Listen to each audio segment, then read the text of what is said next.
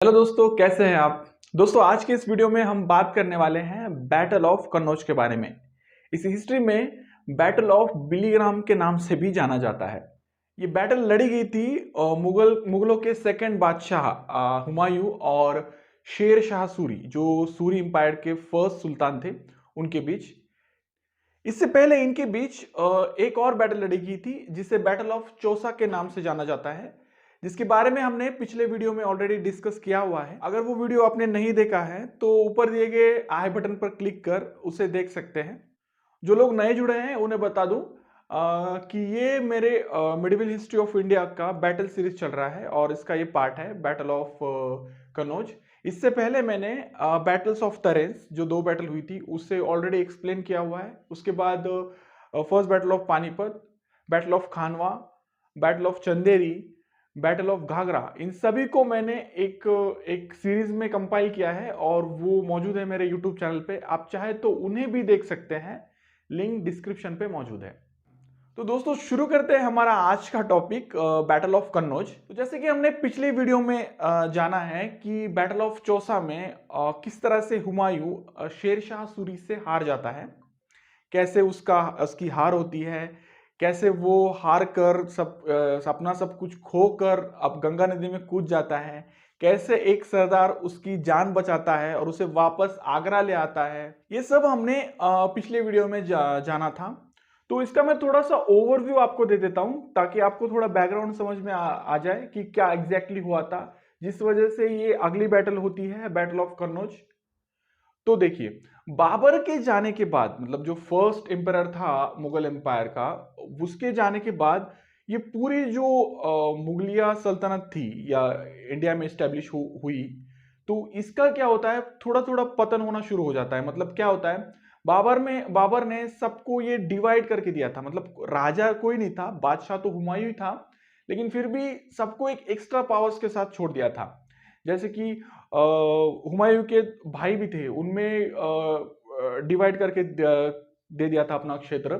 जैसे कि कामरान जो था वो लाहौर की तरफ था और जिंदाल जो था वो सिंध का एरिया उसको दिया था। वो वहां के गवर्नर्स थे। ओके।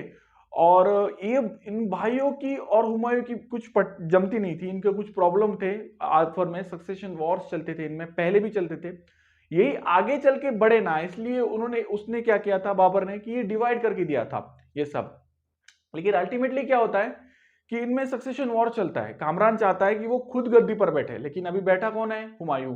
हुमायूं क्यों बैठा है, क्योंकि वो वैसे तो वो अच्छा वॉरियर तो था ही, लेकिन वो बाबर का लाडला बेटा था और बड़ा बेटा हमेशा लाडला ही होता है, ऐसा माना जाता है।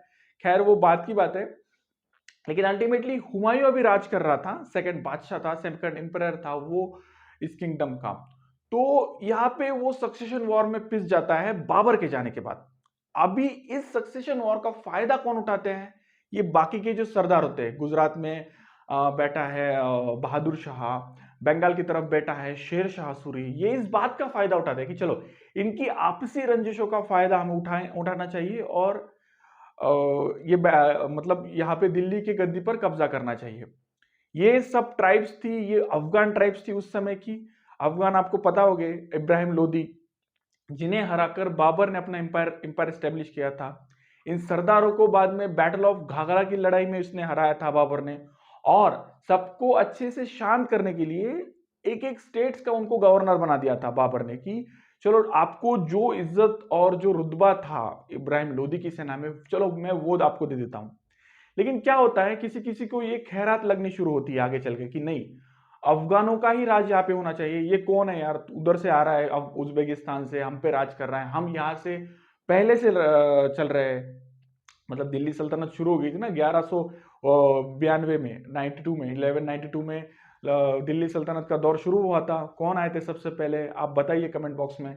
सबसे पहले दिल्ली पे गद्दी पे राज करने वाला कौन था, कमेंट बॉक्स में दीजिए आप। मतलब फॉरेन पावर, हाँ, अभी यहाँ का नहीं बोल रहा हूं मैं। तो उनको यही लग रहा था कि यार दिल्ली की गद्दी पे कोई अफगान बैठना चाहिए, और इसी के चलते शेर शाह सूरी पावरफुल हो गया था अपने रीजन में। और वो इस फिराक में था कि उसे कोई ना कोई लुप होल, कोई ना कोई ऐसी चीज मिल जाए जिससे वो इस मुगलिया सल्तनत को उखाड़ फेंके।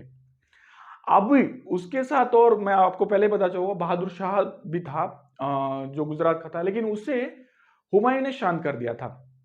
बचा था अभी सिर्फ शेर शाह सूरी।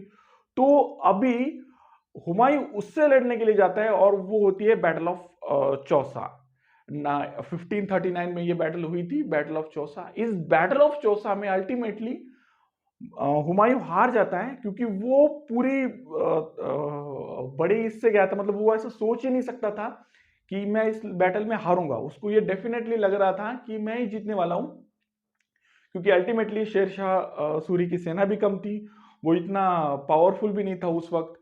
और ये बैटल चौसा के एक नदी के किनारे, गंगा नदी के किनारे ये बैटल हुई थी। उस वक्त बारिश का समय चल रहा था, पूरी तरह से जमीन गीली हुई थी, चिकनी जमीन थी, और खास करके नदी के किनारे अगर बात की जाए तो वो फ्लड का, मतलब फ्लड का टाइम होता है उस टाइम पे नदी में। तो ऐसी सिचुएशन में लड़ना बहुत मुश्किल था। ये हुमायूं को मतलब इस बात का ये नहीं था, इस बात की जानकारी नहीं थी, और वैसे भी वो पूरी होशावास से चल रहा था, पूरे आत्मविश्वास से आगे बढ़ रहा था। तो इसी बात का फायदा अल्टीमेटली शेर शाह सूरी को मिला। गुरिल्ला वॉरफेयर टेक्निक के जरिए उन्होंने अल्टीमेटली, पहले तो उसने संधि का प्रस्ताव भेजा, फिर धोखा देकर हुमायूं की सेना पर रात के समय आक्रमण कर दिया। बारिश चल रही है, रात के समय अब हमला हो रहा है, तो ऐसे में क्या हो रहा है, जंगल की तरफ से तीर आ रहे हैं और उस तरफ नदी है, तो ऐसे में ये हुमायूं की सेना बीच में फंस जाती है, और इसी बीच सब कूद जाते हैं उस नदी में। यहां बहुत बड़ा मास सुसाइड हो गया था। हुमायूं भी इसमें जाने ही वाला था, लेकिन अल्टीमेटली एक सरदार उसे बचाता है और वो लेके जाता है उसे आगरा। तो यहां तक कहानी है बैटल ऑफ चौसा की। इसके बाद जो लड़ी जाती है बैटल ऑफ कन्नौज, ये हमारे आज का विषय है। तो चलिए अभी शुरू करते हैं उसको। अब जैसे ही हुमायूं आगरा पहुंच गया है, अब उसे वो बैठा है इस फिराक में कि अभी उसको लग रहा है, इस चीज का डर लग रहा है उसको कि शेर शाह सूरी अभी पावरफुल होते जाएगा, क्योंकि उसने मुझे अल्टीमेटली हराया है इस बैटल में। और वैसा ही होता है। अब क्या क्या होता है, कोई भी अगर जीतता है तो लोग उसके पीछे होते हैं ना, कि यार हाँ, इतना बड़ा वो बादशाह है, उससे हरा दिया, मतलब यार बंदे में दम है। तो क्या होता है, जो आसपास रीजन के जो भी गवर्नर जो भी होते हैं उस क्षेत्र के, बंगाल के, वो सब शेर शाह सूरी से जाके मिल जाते हैं। चलो यार, अभी हमें तुम ठीक कहते थे यार कि हमारा शासन होना चाहिए, अफगानों का शासन होना चाहिए। सारे अफगानी उसे जाके मिल जाते हैं, जितने भी सरदार थे। जो पहले तो बस एक दो ही बगावत कर रहे थे, आप सब मिलके बगावत कर रहे हैं। ओके, अब क्या होता है, हुमायूं अकेला पड़ रहा है। तो ऐसे में हुमायूं को लगता है कि यार हमें क्या करना चाहिए, जल्द से जल्द इस मामले को रफा दफा करना चाहिए, क्योंकि उसकी पावर बढ़ती जा रही है और हमें इसको इसको हटाना है जल्दी से जल्द। और शेर शाह सूरी को हमको रास्ते से हटाना पड़ेगा, क्योंकि अभी ये बहुत बड़ा कांटा बनते जा रहा है, हमारी सल्तनत के लिए बहुत बड़ा खतरा बनते जा रहा है। तो वो अभी क्या कर रहा है, अपने सब भाइयों को इकट्ठा कर रहा है।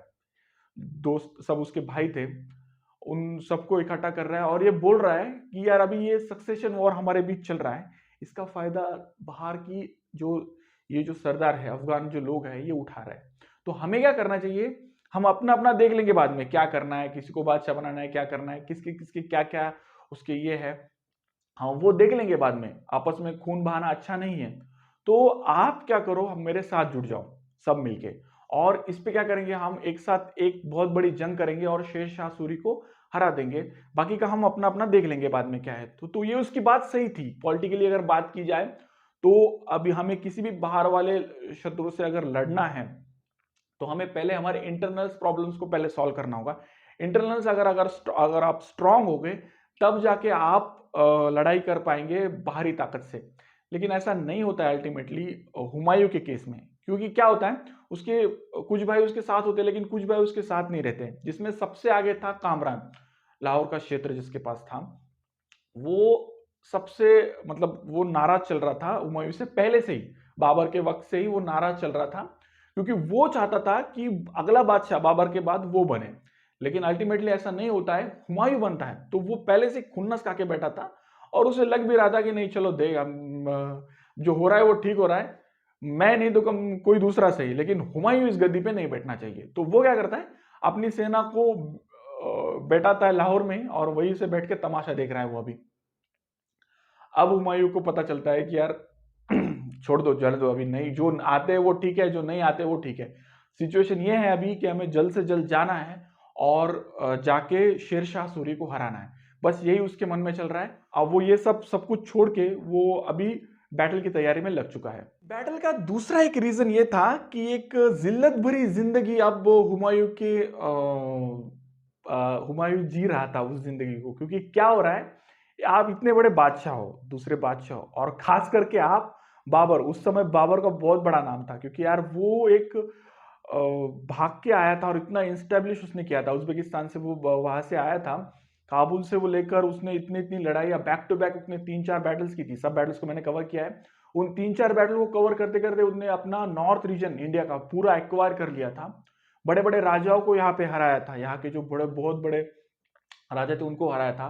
कम सेना, अपनी युद्ध तकनीकी सब लेकर, मतलब कम सेना के होते हुए भी वो जीता था। बैटल ऑफ खानवा में आप देख सकते हैं कि इतनी बड़ी सेना थी राणा सांगा की, फिर भी वो हार गए थे। किस वजह से? बाबर की टेक्निक्स के ट्रेंचेस थी उनके पास, वो कैसे लड़ाई या किस किस क्षेत्र में किस सोल्जर्स को होना चाहिए, क्या होना चाहिए, वो बाबर को पूरा पता था। तो इतने बड़े वॉरियर का बेटा हुमायूं जो है, वो यार इतनी, मतलब इतने छोटे सरदार से हार जाता है। किसी राजा को हराए तो बात अलग, लेकिन अपने ही सरदार से वो हार जाता है। तो ये बहुत बड़ी शर्मिंदगी की बात की हुमायूं के लिए। सब नोबल्स जो दरबारी थे उसे उस नजर से अब देख रहे थे कि यार अभी ये इसमें कोई दम नहीं है, इस बंदे में कोई दम नहीं है। बाप में था लेकिन ये बंदा कुछ नहीं कर सकेगा आगे चल के। तो ये उसके मन में बहुत बड़ा घाव था, हुमायूं के मन में, कि यार ये कैसे हो गया। मैं इतनी बड़ी सेना लेके गया गया और इतनी बड़ी सेना होने के बावजूद भी मैं उसकी चट मुट्ठी भर सेना से मैं हार गया। तो ये बहुत बड़ा चैलेंज था हुमायूं के लिए, और उस चैलेंज को हुमायूं एक्सेप्ट कर रहा था। और उसी के चलते ये बैटल ऑफ कन्नौज लड़ी जाती है। मतलब इसका ये भी वन ऑफ द रीजन है। क्योंकि ये क्या होता है, हम किसी भी तरह की चोट सह सकते हैं, लेकिन अगर हमारे आत्मविश्वास को, हमारे अस्तित्व को अगर कोई चोट पहुंचा है तो वो उसका बदला लेने के लिए हम कभी भी तैयार रहते हैं। ऐसे में हम सही समय का, सही रणनीति का, सही कूटनीति का कभी भी विचार नहीं करते, कभी भी उस बारे में सोचते नहीं है कि आगे क्या कर सकते हैं। हाँ, सच में ही उससे लड़ने का हमें किस टेक्निक से, टैक्टिक से हमें जाना पड़ेगा, ये नहीं सोचते हैं। क्योंकि क्या हुआ है, अल्टीमेटली हमारे अस्मिता पर एक हमला हुआ है। हमारी जो ये था, अपने गुरूर था कि मैं बादशाह हूं, उस पे ही आपने चोट पहुंचाई है। और वो भी किसने? किसी राजा ने नहीं है, एक सरदार है, खुद के ही सरदार ने। तो ये बहुत बड़ा चैलेंज था हुमायूं के लिए, और इसी के चलते वो ये बैटल लड़ता है। तो चलिए अभी सीधा बैटल फील्ड की तरफ रुख करते हैं। बहुत हो गया अभी ये बैकग्राउंड सब, अब सीधा जानते हैं कि एग्जैक्टली बैटल ऑफ कन्नौज में क्या हुआ था। मार्च 1540 का वो समय, उस समय हुमायूं की और शेरशाह की सूरी की सेना आमने सामने मिलती है। मतलब वो समय था, और वो जगह थी कन्नौज का जो क्षेत्र, गंगा नदी का एरिया जो था, उस वहां पे ये दोनों की सेना आमने सामने मिलती है, भिड़ती है। अब यहाँ एक दूसरे से ये लड़ते नहीं है। पहले तो ये दोनों क्या है, एक एक साइड में वो खड़ा है, एक साइड में वो खड़ा है। दोनों ये सोच रहे हैं कि यार वार कौन पहले करेगा। अब यहां पे क्या है, Sher Shah Suri was more powerful at that time. अभी क्या हो गया था, उसने हराने के बाद बहुत सारे नोबल्स उसके पास आ गए थे। तो अभी ऐसा नहीं आप कह सकते कि अभी भी शेर शाह सूरी के पास सेना कम है, नहीं, अभी दोनों की सेना लगभग सेम है। ओके, तो अभी ये दोनों क्या सोच रहे हैं कि यार कौन पहले वार करेगा। ओके, हुमायूं सोच रहा है कि हाँ चलो, शेरशाह सूरी पहले करेगा तो मैं उस पर आऊंगा। तो शेरशाह सूरी ये सोच रहा है कि नहीं नहीं, अभी हुमायूं वार करेगा तो मैं वार करूंगा। जिससे क्या होगा, अल्टीमेटली पता चलेगा ना कि क्या हो रहा है आगे चल, मतलब कौन किसकी क्या रणनीति है। तो ऐसे में पहले तो 1-2 महीने तो बस ये एक दूसरे को निहारते ही है कि वो स्पाइस छोड़े, देख लिया, थोड़ी बहुत होती थी नोकझोंक, लेकिन ऐसा वॉर नहीं हो रहा था। मैं सब बेड़ा डाल के दोनों भी बैठे थे, एक तरफ से शेरशाह सूरी और एक तरफ से हुमायूं। अब इस जो टाइम पास हो रहा था इन दो सेना के बीच, तो इसमें शेरशाह सूरी को मजा आ रहा था। क्योंकि वो इस टाइम पास को मतलब एंजॉय क्यों कर रहा था, क्योंकि यार वो अल्टीमेटली पहली बैटल तो जीत चुका था। और दूसरी बात ये कि ऐसे समय में हुमायूं की सेना अपना धैर्य खो रही थी और वहां के नोबल्स भी जाके शेर शाह से सूरी की सेना में मिल रहे थे रात के समय में। वो अपने 10-12 जो सिपाही है, एक नोबल उठ गया, अपने 10-12 100 सिपाही उठा उठा लिए और जाके घुस गया सॉरी शेर शाह सूरी की सेना में।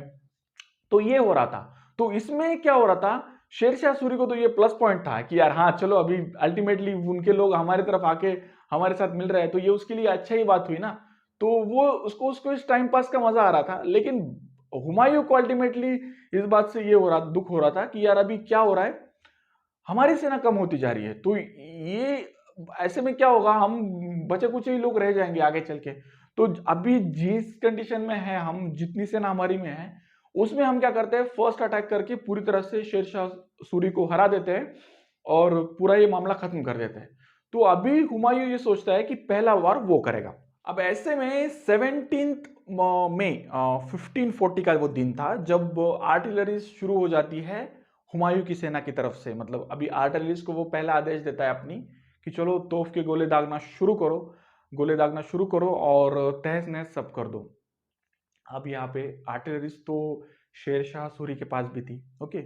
और अगर सेना का काउंट मतलब आर्मीज का काउंट अगर लिया जाए तो दोनों का काउंट भी सेम था, लोग भी सेम सेम थे। तो ऐसे सिचुएशन में आपको किसी भी बैटल में एक मेजर इंपॉर्टेंट फैक्टर आ जाता है, वो होता है एक्यूरेंसी ऑफ टैक्टिक। मतलब आप जो भी टेक्निक यूज कर रहे हैं उसकी एक्यूरेंसी आपकी कितनी है, ओके। तो क्योंकि अभी दोनों की भी सेना सेम है, तो अल्टीमेटली कोई भी हार सकता है, कोई भी जीत सकता है। ये मतलब ये हो रहा है, कम सेना होने के बावजूद भी जीतते हैं हारते हैं, लेकिन क्या होता है चांसेस कम होते हैं। अल्टीमेटली आपको बहुत ज्यादा रणनीति की जरूरत होती है। लेकिन अगर सेना सेम है तो आपको उनके पास भी उतने ही है, आपके पास भी उतने ही है, आप उनके पास भी वो टेक्नोलॉजी है, आपके पास भी वही टेक्नोलॉजी है। तो यहाँ पे एक्यूरेंसी में आपके कोई एरर नहीं आना चाहिए और वही मेजर फैक्टर था। और यहां पर ही हुमायूं मार खाता है अल्टीमेटली, क्योंकि वो जब आर्टिलरीज को अपने ऑर्डर्स दे रहा था तो उसकी आर्टिलरीज का जो पोजीशंस था वो ठीक नहीं था, और जिसके चलते उसके जितने भी गोले जा रहे थे वो अल्टीमेटली उतना हार्म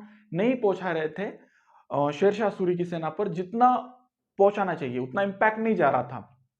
वही दूसरी ओर अगर शेरशाह सूरी की बात की जाए तो ही नोज एवरीथिंग। तो वो क्या कर रहा था, उसकी पोजीशंस बिल्कुल ठीक थी और वो भरपूर तरीके से वार कर रहा था और हमला कर रहा था। अल्टीमेटली फिर क्या हो रहा है, शेरशाह सूरी क्या करता है, सीधी तौर से वो आर्टरीज पर ही हमला कर देता है। बाबर की जो सॉरी हुमायूं की जो आर्टरीज थी उस पर ही सीधा हमला कर देता है और सबसे पहले वो आर्टरीज को तबाह कर देता है। अब मेजर तो थी आर्टिलरीज, गन पाउडर, वो तो मेजर थी, वो तो रहना बहुत जरूरी था हुमायूं के लिए, लेकिन वही सबसे पहले हुमायूं खो देता है। और ये सबसे बड़ा अल्टीमेटम, वो ये सबसे बड़ा ये था उसके लिए। यही से वो डिक्लाइन फेज शुरू हो जाता है उसकी सेना का। अब उसे उसके पास क्या बचा है, तलवार, भाले, कैवलरीज, वही लड़ा है, उससे लड़ना है। तो वो उसको अल्टीमेटली ये आदेश देना ही पड़ता है अपनी सेना को कि चलो आगे बढ़ो और इनको हरा दो। और यही सबसे बड़ी गलती साबित होती है हुमायूं की। उसे मेरे ख्याल से इस वक्त थोड़ा पीछे हटना था, क्योंकि अल्टीमेटली वो अगर पीछे थोड़ा हट जाता, थोड़ा गुरिल्ला वॉरफेयर टेक्निक के बारे में सोचता, जो चाल पहले शेरशाह सूरी ने चौसा की लड़ाई में उसके साथ लड़ी थी उस तरह से वो आगे सोचता था तो कुछ काम बन सकता था। खैर वो बैटलफील्ड में एग्जैक्टली वो टाइम पे क्या हुआ ये वो जाने और शेरशाह सूरी जाने, इसके बारे में इतिहासकार भी कुछ नहीं बता सकते और हम भी कुछ नहीं बता सकते। बस हम ये कुछ हाइपोथेटिकल थिंग्स बता सकते हैं कि ऐसा हो सकता था, हो सकता, लेकिन ये बात की बात है। खैर क्या होता है, अभी क्या हो रहा है, सेना दोनों की भिड़ चुकी है एक साथ और अल्टीमेटली अभी शेरशाह सूरी पूरी तरह से हावी है, आर्टिलरीज उसके पास है, उसके पास सेना है, पूरे घुस जाते हैं, सब है हो जाता है और यहाँ पे हरा देता है वो हुमायूं को। ये सेकेंड टाइम डिफीट होता है हुमायूं का शेरशाह सूरी के हाथों। अब यहां से पूरा मामला बिगड़ गया है अभी। मतलब पहले तो वो यार मतलब गुरिल्ला वॉर तरीके से हराया था, थोड़ा बहुत तो थे उसके पास। अभी हुमायूं का कंडीशन ऐसा हो गया था कि महज उसके पास 100-200 लोग ही उसके साथ जो थे वफादार मुगलिया सल्तनत के, वही बचे थे, बाकी सब उसके पास से दूर हो जाती। चल यार तेरे तुझ में कोई दम नहीं है या दूसरी बार तू हार गया एक सरदार से, तो ऐसी कंडीशन उसकी हो जाती। कैसे तैसे वो अपनी जान बचाकर इस बैटल से भागकर आगरा पहुंच जाता है। तो ये इस बैटल का रिजल्ट था। ये बैटल एक निर्णायक तरीके से शेरशाह सूरी जीत चुका था। इन 2 बैटल के चलते वो अब दिल्ली की गद्दी पर राज करने वाला था। वो कैसे, मैं अभी आपको बताता हूँ। अब आगरा आने के बाद हुमायूं ये सोचता है कि यार अभी भी काम नहीं बिगड़ा है। अगर कामरान और जो मेरे दूसरे भाई है ये अभी भी अगर मुझे सपोर्ट करते हैं, अपनी सेना को लेकर मेरे साथ आते हैं, तो अभी भी काम नहीं बिगड़ता है। मैं अभी भी कुछ तो मेरा आगरा का किला लड़ा सकता हूँ, मैं लड़ सकता हूँ। लेकिन ये नहीं होता है। कामरान अपने जिद पे अड़ा हुआ था, वो नहीं जाता है उसकी मदद के लिए। और अभी अल्टीमेटली आपको क्या करना पड़ेगा, क्योंकि अभी लड़ गया आप कन्नौज में, लड़के वहां से भाग के आ गए। अभी यहाँ पे ये गोल्डन चांस था शेरशाह सूरी के पास कि वो अभी चेस करे हुमायूं का पीछा करे और आगरा में जाके उसे हराए। और वैसा ही हो रहा है, वो अभी बढ़ रहा है आगरा की तरफ। तो यहाँ पे बहुत कम टाइम था निगोशिएशन का, बहुत कम टाइम था लड़ने का।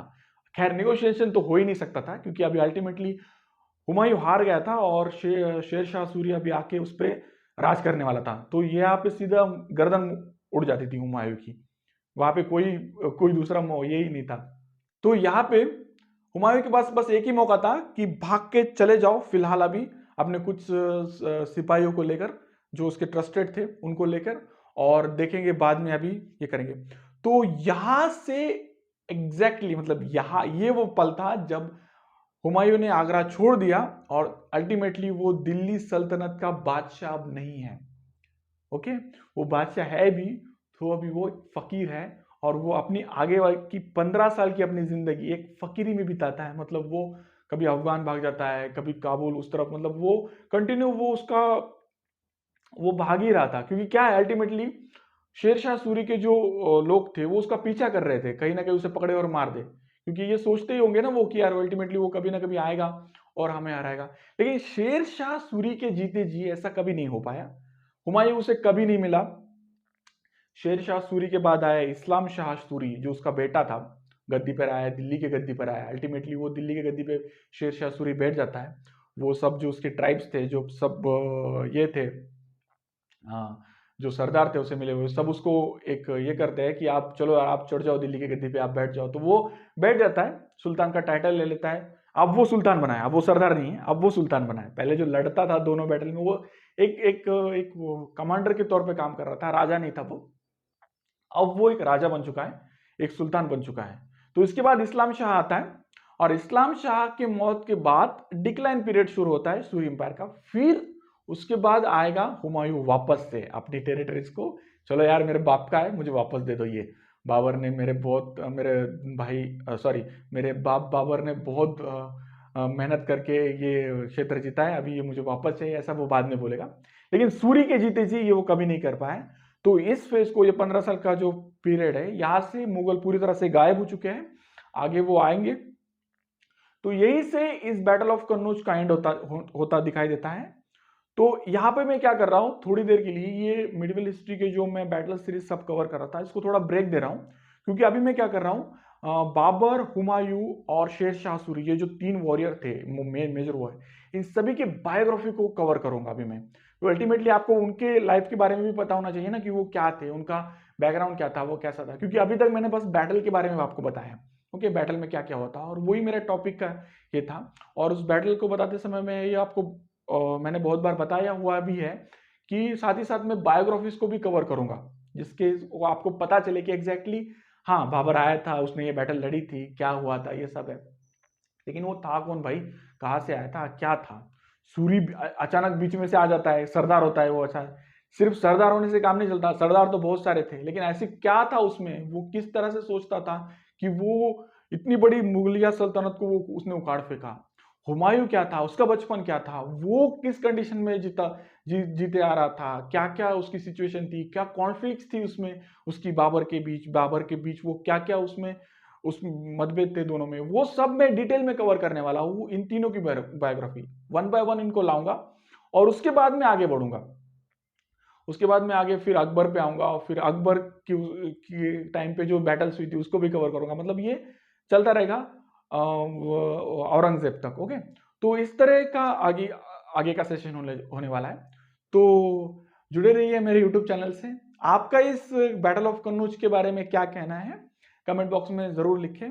और हाँ, आपको अगर ये वीडियो अच्छा लगे तो प्लीज़ इसे लाइक कर अपने दोस्तों में शेयर करना ना भूलें। और मेरा काम आपको पसंद है वाकई में तो एक सब्सक्राइब कर दीजिए। मिलते हैं अगले वीडियो में, तब तक के लिए धन्यवाद।